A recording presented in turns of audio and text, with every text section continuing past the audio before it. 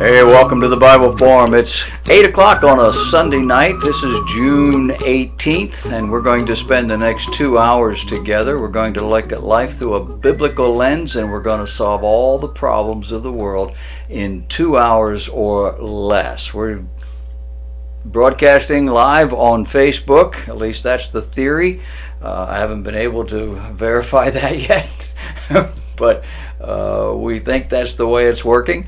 And we'll continue functioning under that misapprehension as long as we can. There's a lot of stuff going on this week, things that you needed to be informed about, and I've made a list of those things. Believe it or not, it looks like that. Those are the topics and the things that I want to talk about tonight. We are going to begin with what in the world, the kinds of things that are going on around us and in our life. Want you to be a part of it. Join us in the chat room. Join us online. You can send me an email, and I'll send me an email. That'll give me your email address, and I'll send you one of these every week. Saturday we send these out so that you have some understanding, some idea of what it is that's going to happen here on the Bible Forum. Got a long list, as I pointed out already. I'm convinced that it's probably going to take at least the 2 hours that we have, and perhaps even more. We'll have to see how that works out. I added one. We've got this Navy vessel over in the South China Sea that got run into. I wanted to give you a little update on that. But we are going to talk about the congressional Democrats, and we're going to talk about politics at the end of the age, the kinds of things that are going on. We've got a governor in California that is legally guilty of treason at this point. We'll see how that all plays out. We've got face recognition software that's taking the place of airline boarding passes. This ties in with Revelation chapter 13, 666, but the whole idea that the world, at least the Western world, at some point in the future will be locked into a numerical system, either on the back of your hand, on your forehead. I don't know what all that means exactly. We take it literally because we don't know any other way. But it is a part of this kinds of thing. We're going to look at what social engineering does in our society and the gods of public education. You didn't know they had some, but they do. They have gods, and they worship the gods, and they are there to try to make sure your children are indoctrinated. And it's why over the last 30 or 40 years the society has changed so dramatically. The ACX Crystal Ship, the cargo ship, ACX Crystal is what it's called, struck a destroyer, U.S. destroyer, on Saturday in the early a.m., 2:20 in the morning off the Japanese coast. A lot of the crew, about 300 of them, were fast asleep when the collision took place. The damage was to one of the machinery rooms, to two berthing areas, and also to the captain's quarters. That was an interesting byline. The 29,000 ton cargo ship hit an 8,300 ton destroyer. There's no contest. There are missing sailors. They believe that 6 or 7 of them have probably been killed, and they were killed instantly, no doubt. They were asleep. The ship crashed right into the side there, scrubbed along with the captain's cabin right nearby. Airmen were airlifted to the naval hospital, and the damage is considered to be extensive. It was all the crew could do to keep that destroyer from sinking, because most of the damage had been underneath, below the waterline. Have you ever seen these big cargo ships? I live here in Charleston, South Carolina. I've seen them in the Charleston Harbor. I've seen them when they come in empty. When they are empty, there seems to be this large torpedo-like structure that juts out in front of the bow. It's part of the keel, and it's just above the waterline when it's empty. Loaded, it's invisible. It's my theory that that's the kind of thing that hit this destroyer. It was horrendous. We are in praise of the Japanese for their help, and we pray for the rescue of these men and the recovery. We learned this week that there were bones of an ancient hunter unearthed in Morocco. Bones that are being considered the oldest specimen of human species known to mankind. It potentially pushes the clock back in terms of the origin of modern Homo sapien. At least that's what the scientists said on Wednesday. The fossil discovery near Marrakesh in North Africa suggests that early humans had already spread across most of Africa by that time period. The scientists said as early experiments in the human form, these ancestors had quite modern-looking facial features, but relatively primitive skulls, suggesting that the cognitive capacities of modern brains had yet to take shape.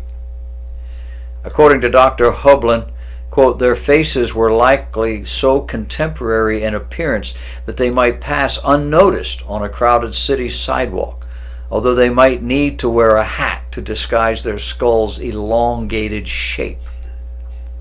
Such combinations of traits tend to blur the differences that distinguish one human ancestor from another, making it hard for scholars to classify the species accurately, according to these experts. In fact, several early human species, such as Neanderthal, were so closely related to Homo sapien that they could all interbreed. Modern genetic evidence indicates. But several independent experts said they agreed with the fossils most likely belong to Homo sapiens. They found bones of 3 adults, a teenager and a child, mixed in with the sharpened flint tools and the butchered bones of gazelles and zebras, suggesting that a hunting party had camped there. Fires had scorched the tools that proved key to determining the age of this find.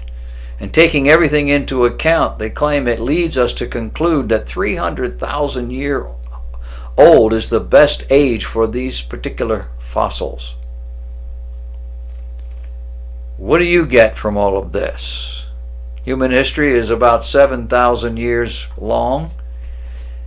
Were there human beings 300,000 years, 293,000 years before Adam? It boggles the mind. Oregon might become the first state to allow residents to identify as non-binary. That means they're neither male nor female. And they can do this on their driver's licenses and on identification cards. This began Thursday in a decision by the Oregon Transportation Commission. Oregonians will be able to choose X for their sex instead of F or M on their licenses and on their identification cards. Applicants will have to pay replacement or renewal fees if they want to make these changes now. Transgender and intersex Oregonians say the change validates their identities and makes them safer as they hand over their licenses at restaurants, health clinics, and airports. They get shot dead if they have something that says male and they look like a female. No, they might get mocked. That today is unsafe. Oregon Department of Motor Vehicles officials say they received little opposition to the change, which they first announced last summer. Of the 83 comments, both written and oral, only 12 people opposed the change. And the message? The public doesn't care. The same way we don't care if you want to kill or maim yourself with drugs, sex, music, or disgusting movies. We tried. You turned on us for trying to help you. So, There's about 20,000 of these people in Oregon so far. Look for that Look for that number to increase. Many in our culture are confused about the meaning of words. Maybe you are one of them.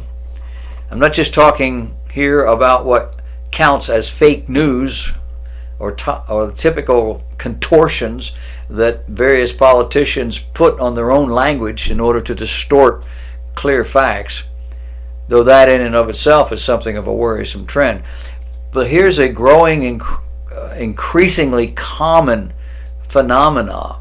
Hearing people talk about the need for gender neutral pronouns and accommodating transgender and gender fluid preferences. Because gender itself is considered to be socially constructed and thus amenable to deconstruction, it's thought that the very English language itself must be made to fit the needs of these individuals with new pronouns. They have suggested, for example, the pronoun they, Z-E. Maybe it's pronounced Z, I don't know.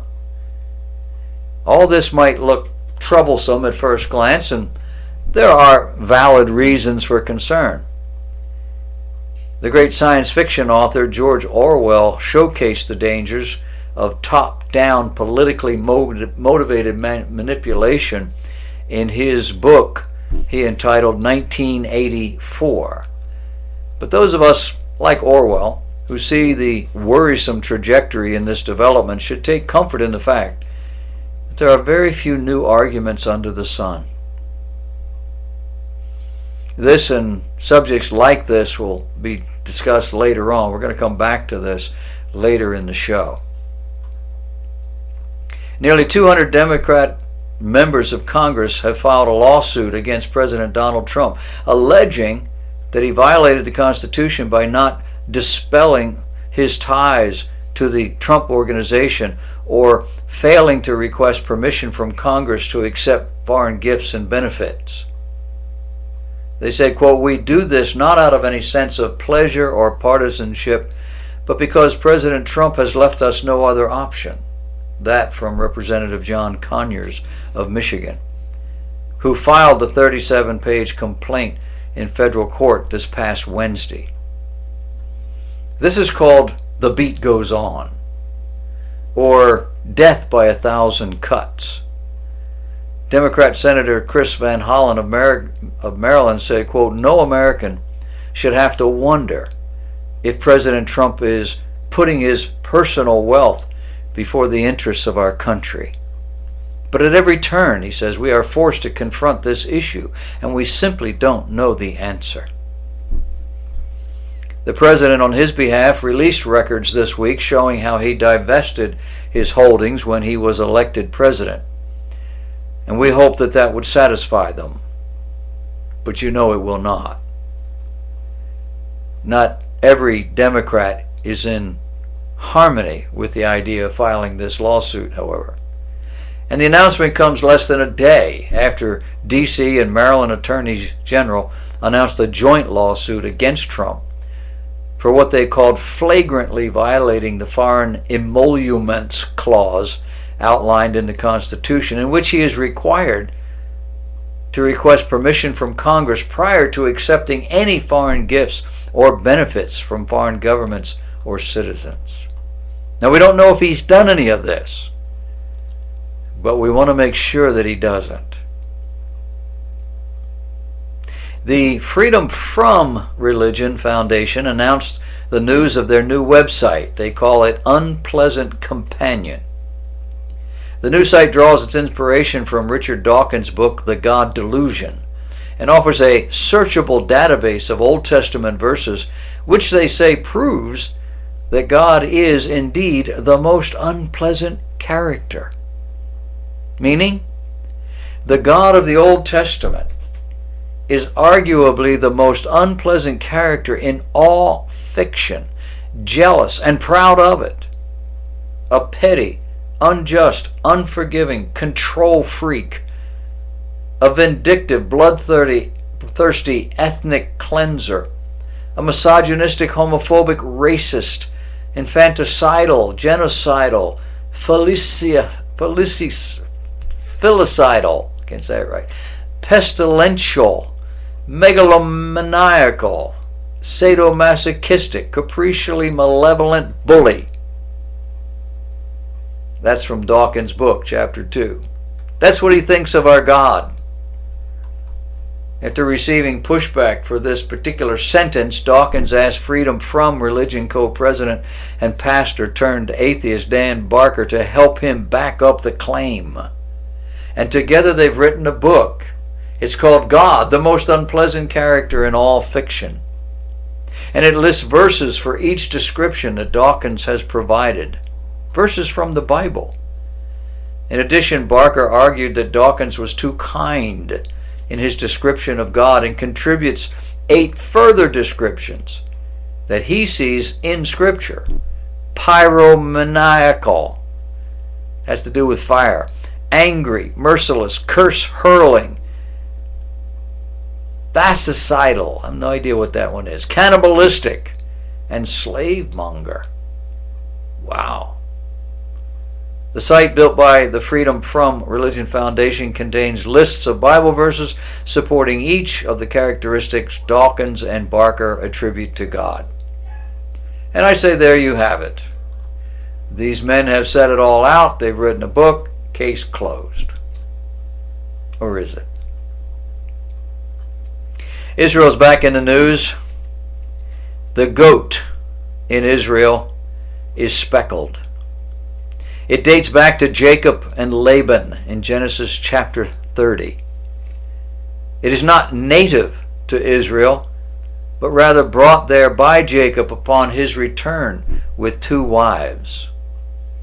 Jacob telling his father-in-law Laban how he will protect them both from thinking evil of one another, saying, I will pass through all the flock today, removing from thence all the speckled and spotted cattle, and all the brown cattle among the sheep, and the spotted and speckled among the goats, and these shall be my hire.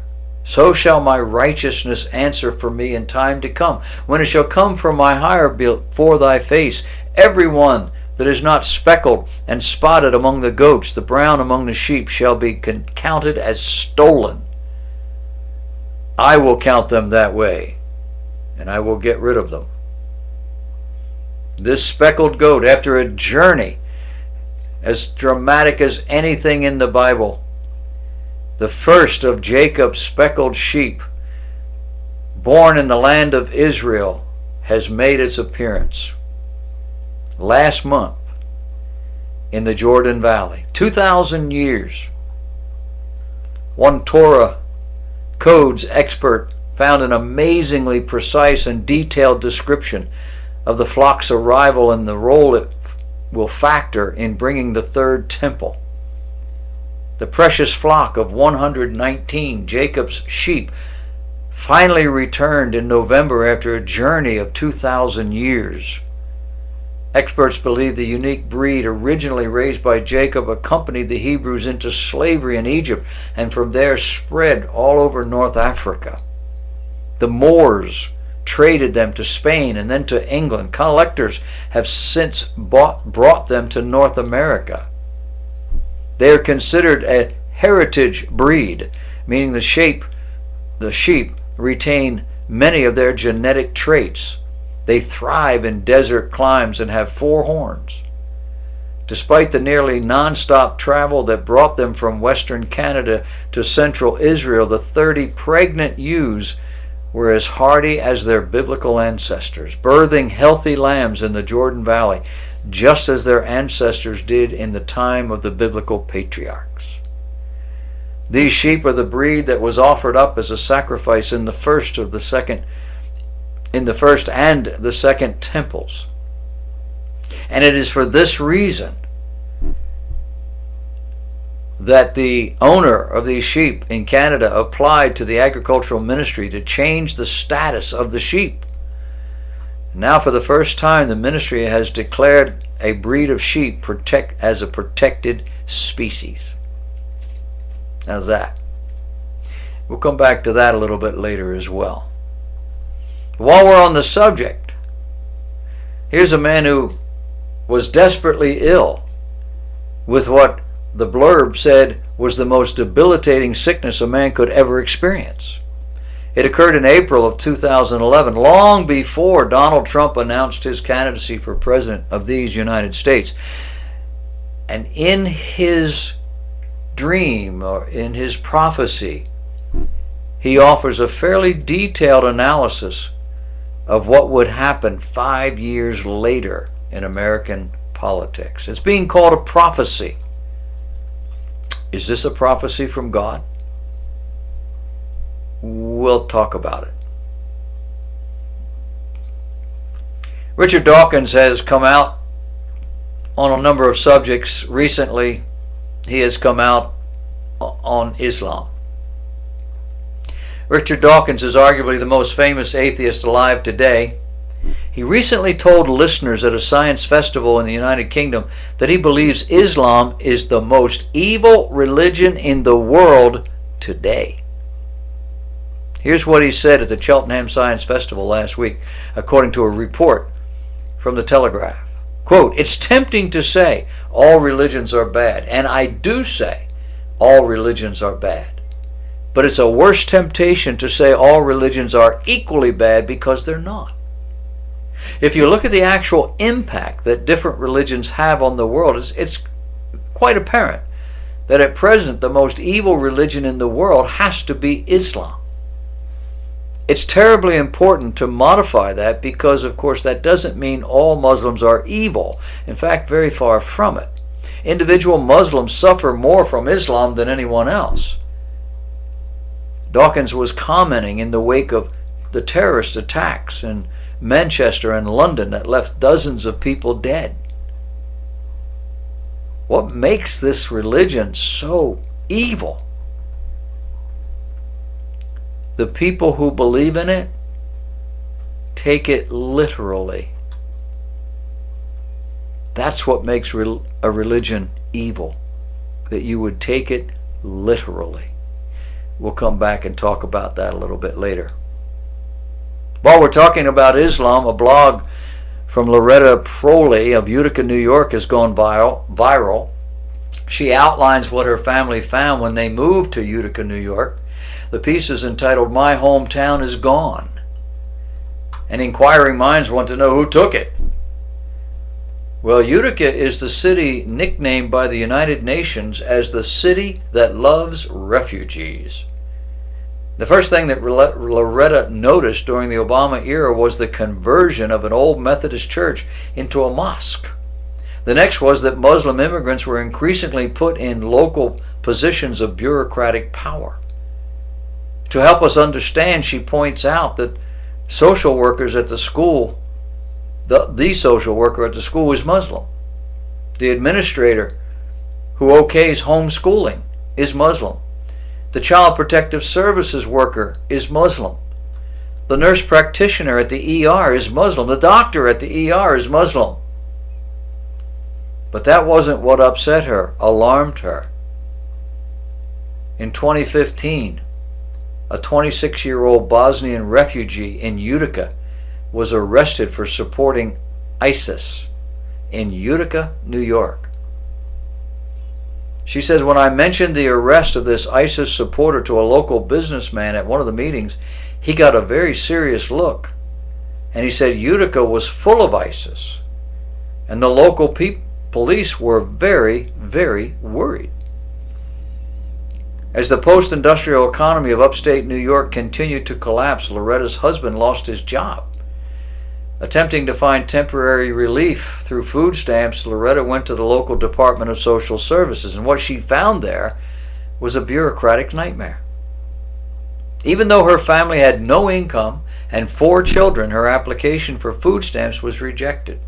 Not once, but several times. Why? Well, the Department of Social Services, she said, was swamped because of the refugees. 25% of the city are refugees.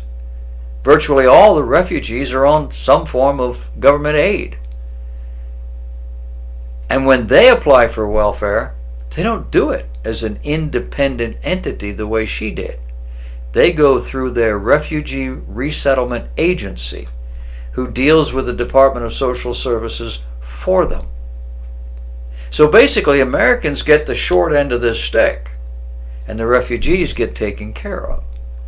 Not only do refugees get preferential treatment over American citizens, but they bring disease as well. Loretta indicated in the article the reemergence of tuberculosis in Utica. She says this is why so many Democrats voted for Trump.